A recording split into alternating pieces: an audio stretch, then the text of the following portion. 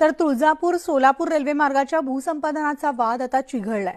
Railway प्रशासन रेल्वेसाठी संपादित केलेल्या जमिनीचा भाव हा आता चुकीच्या पद्धतीने देत असल्याचा आरोप शेतकऱ्यांनी जिल्हाधिकाऱ्यांसमोर आक्रोश केलाय। यावेळेस त्यांच्याबरोबर विरोधी पक्षाचे आमदार कैलास पाटील उपस्थित होते। तर धाराशिव रेल्वेचं काम हे पूर्ण नसताना देखील उद्घाटन करण्याची घाई कशाला केली असा सवाल आमदार कैलास पाटील यांनी केलाय। जसं राम मंदिराचं काम पूर्ण न होता लोकसभा निवडणूक डोळ्यासमोर ठेवून अपूर्ण राम मंदिराचं सुद्धा उद्घाटन होतंय, त्याच पद्धतीनं काय ते लोकसभेची निवडणूक डोळ्यासमोर ठेवून याचं उद्घाटन करायचा घाट असावा असं मला वाटतं। आणि या विषयावर सविस्तर जाणून घेऊयात आमचे प्रतिनिधी बालाजी निरफळ यांच्याकडून। Good morning Balaji. खरं तर तुळजापूर सोलापूर रेल्वे मार्ग आणि याचा भूसंपादनाचा जो मागण्यात किंवा रेल्वे भूसंपादनाचा वाद जो आहे तो चिघळलाय, मागण्या अधिक वाढलेल्या आहेत, नेमकं आता त्यांचं काय म्हणणं आहे? व्हेरी गुड मॉर्निंग म्हणाले। एकूण जर बघितलं तर तुळजाभवानी मंदिर हे जगाच्या नकाशावरती आणण्यासाठी पंतप्रधान नरेंद्र मोदी यांनी या रेल्वे मार्गाची घोषणा केली होती आणि त्यांचं स्वप्न आहे की तुळजापूरला रेल्वे द्यावं। त्यांनी तुळजापुरात सभेत ही घोषणा केली होती।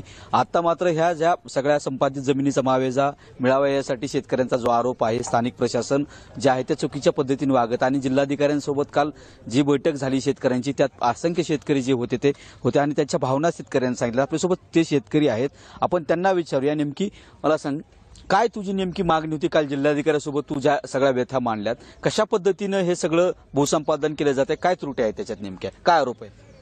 त्यांनी काय केलंय, जे हायस्ट रजिस्टर जे आहेत ते वगळल्यात म्हणजे महत्वाचं म्हणजे दर कमी केलेत। आपल्या भूसंपादन करत असताना दर कमी केलेत, हे होतं हे चुकीचं होतंय। म्हणजे काय की विषय म्हणजे भूसंपादन करत असताना ही अख्ख्या महाराष्ट्रात भूसंपादन हे सर्व वाटाघाटी पद्धतीने होत आहे। भूसंपादन रेल्वेचे वाटाघाटी पद्धतीने होत आहे, परंतु आमच्या धाराशिवचे दुर्दैव एवढे की राजकीय स्वार्थासाठी शेतकऱ्याच्या माना मुरगळल्या जात आहेत। म्हणजे दर इतके निश्चित देत आहेत की परंतु 10,000 रुपये गुंठा हा दरच नाहीये। 10,000 रुपये शेरवानीचा ड्रेसचे पैसे शेरवानी घेत असतील लग्नात, ते त्यांच्या म्हणजे बूट घेत असतील, थोडक्यात बूटच घेत असतील। 10,000 काय सांगाल? फळबागाचं ही जे आहे त्या क्षेत्रावर नोंदणी व्हॅल्युएशन दिले, मात्र त्यालाही दर मिळत नाहीये, काय त्याच्यातून त्रुटी आहेत? तुमचं एक पपईची बाग आहे, महाराष्ट्र शासनाचाच एक जुना जी आर आहे की त्याच्यामध्ये जिरायत, हंगामी बागायत आणि बागायतचे वेगवेगळे दर देण्यासाठी त्यांनी सांगितलेलं आहे की जिरायतचा जो काय बेसिक रेट ठरेल त्या 1.5 पट हंगामी बागायत आणि 2 पट बारमाही बागायत असे देण्यासाठी त्यांनी सांगितलंय।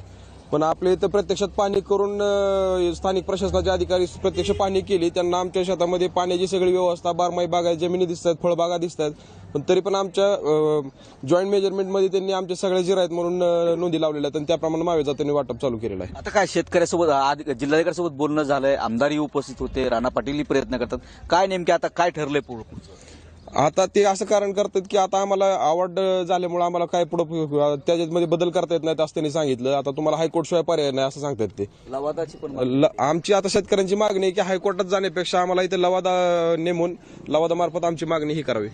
एकूण जर बघितलं म्हणाले तर सगळ्या एकूण ह्या सगळ्या परिस्थितीचा विचार केला, तुळजाभवानीला रेल्वे व्हावी यासाठी प्रशासन मात्र प्रयत्न करत आहे, मात्र याच प्रशासनातले अधिकारी आहेत ते शेतकऱ्यांच्या आरोपानुसार त्यांनी चुकीच्या पद्धतीने ही मावेजा किंवा हे सगळं भूसंपादन केलं आणि त्यानुसार आता शेतकऱ्यांना एकतर हायकोर्टात जावं लागेल किंवा अगदी बरोबर, शेतकरी तर काय पावलं उचलणार ते देखील पाहायचं आणि प्रशासन या सगळ्यावर कसं उत्तर देते याकडे सुद्धा आपलं लक्ष असणार आहे।